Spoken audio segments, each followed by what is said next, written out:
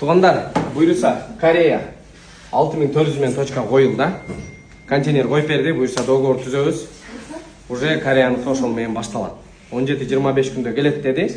Экспресс доставка эмес. Экспресс доставканын прайсы башкача. А бул 6400-дүгү 17-25 күндө гарантия келет деди. Ошол срок деле бизге нормальный. Эми маселе Америкада. Америкада мына кече дастан Нью-Йоркко барып сүйлөшкөн.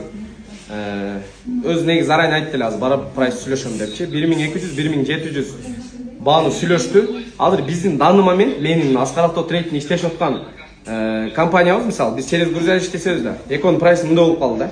Чынын айткандачы, биз вообще кымбат чыгып калды. Аны биз компьютерден көргөзүп бере алабыз прайс. Азыр эгер ошо 1200-1700-дү дастан бизге берсе, анда вообще сонун болот.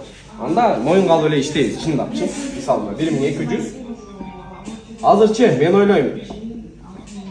Уже рыноктагы логистика конкретно мындай эле болду да. Буга макул болдук.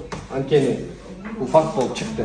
Буюрса ушуну эми алган болсок анда Америка дальше кетет. Азыр келген звонок жана история киргизип койдум. Аскар не болду? Американын прайсы түштүбү? Түшкөн болсо баралы. Биз дагы алалы деген нерсе. Кудай буйруса бул дагы болуп калат. Эми ар бир нерсе жакшылык болсун. Бир эшик жабылса эки эшик ачылат дейт. Бул нерсеге дагы даярбыз. Кудай буйруса эң башкысы мен суранып кетерим. Мына сырттагы баягы медиа тармактагы мындай чектен ашырып жүрүп мындай жамандап эле болбас. Сиздерден сураныча бул деле өтүп кетет. Эми зачем? Сиздердин өзүңүздөргө деле зыян. Ассаламу алейкум. Аскар Авто Трейд.